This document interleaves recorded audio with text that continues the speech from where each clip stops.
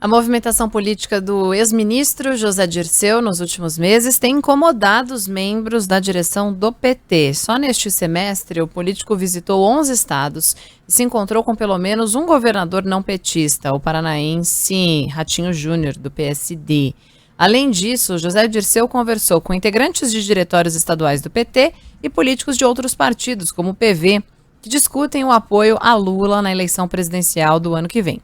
Internamente, segundo o jornal O Globo, a avaliação é que o ex-ministro resiste em deixar a função de articulador político que exerceu nos governos Lula e Dilma, até ser pego no escândalo do Mensalão e na Operação Lava Jato. Apesar do incômodo com as movimentações de Dirceu, as lideranças do PT preferem não confrontá-lo publicamente. Claro, é isso que eu estava explicando agora há pouco. O José Dirceu faz o que quer dentro do PT.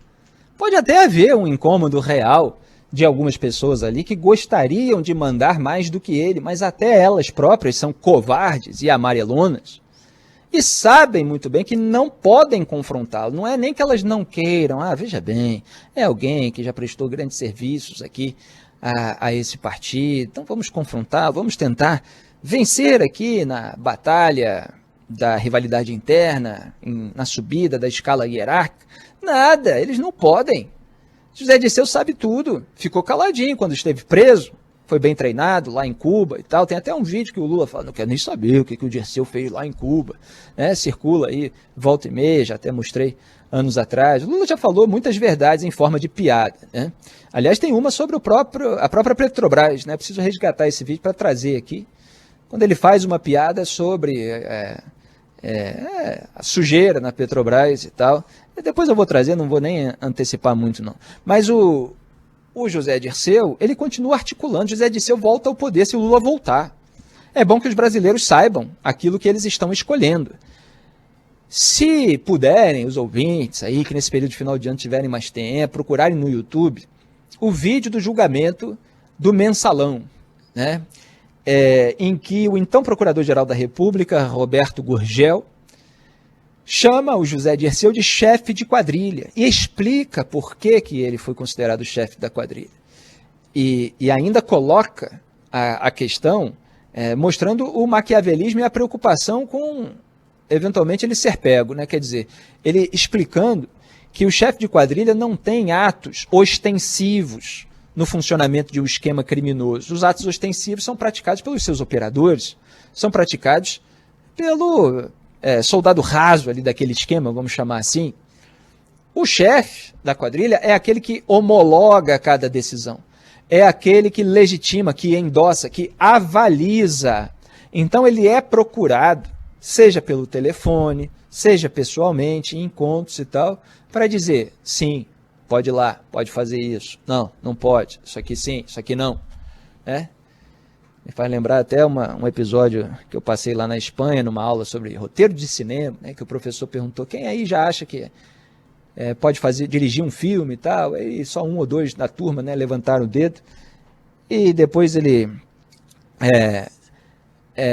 perguntou se as pessoas sabiam o que era importante, né, para ser diretor de cinema, e ele falou assim, dizer sim, dizer não e tal. O importante é você ter um bom diretor de fotografia, você ter um bom cenógrafo, uma boa figurinista, etc. Mas que o diretor é aquele sujeito que diz sim, não, gosto, não gosto e tal, mas que forma uma equipe extraordinária. Obviamente, os diretores estão lá fazendo obras de arte, e algumas eu exalto, como fiz, aliás, hoje de manhã, em relação ao cinema argentino. Só que num esquema criminoso, você tem aquele que dirige o esquema criminoso. A gente está falando agora sobre um universo ilícito, dizendo sim ou não. Ele tem lá o seu diretor de cada área ali da roubalheira, e ele vai aprovar ou negar aquele ato que o sujeito está querendo fazer. E foi isso que o Roberto Gurgel descreveu ao falar do José Dirceu durante o processo do Mensalão. Ele continua aí no partido, ele foi salvo 2 vezes pela segunda turma do Supremo Tribunal Federal. Na verdade, da cadeia 3 vezes, né? Porque uma ele saiu por indulto de Natal, junto com o Valdemar da Costa Neto, que é o dono do PL, ao qual se filiou Jair Bolsonaro, depois de 11 meses de cadeia, né? O Valdemar da Costa Neto saiu. Mas nas outras 2 vezes o Dirceu estava em prisão preventiva aí foi solto pela segunda turma do STF com votos de Lewandowski, Dias Toffoli naquela época estava na segunda turma, e claro, Gilmar Mendes, sempre ele. E na outra vez, o Dirceu estava condenado em segunda instância e estava valendo no Brasil a prisão após condenação em segunda instância. Depois é que o STF veio a derrubar. Só que a segunda turma, já pressionando pela derrubada desse dispositivo, que havia sido legitimado com voto a favor do Gilmar Mendes, depois é que ele mudou o voto, a segunda turma soltou o Dirceu, mesmo condenado em segunda instância, quando a prisão valia. E usou isso para pressionar ali, alegando que era preciso fundamentar a decisão, etc., como se não tivesse autorizado a prisão após condenação em segunda instância pelos crimes que o sujeito cometeu, como se precisasse justificar a ordem para prendê-los com os mesmos dispositivos de uma prisão preventiva, por exemplo, quer dizer, risco de destruição de prova, risco de fuga, a ordem pública, etc. Então, eles sempre inventam mecanismos, regras, aplicam para trás e ajudam a garantir a impunidade desse pessoal. José Dirceu está aí atuando, já falei, muito tempo atrás, volto a repetir, e a notícia está confirmando.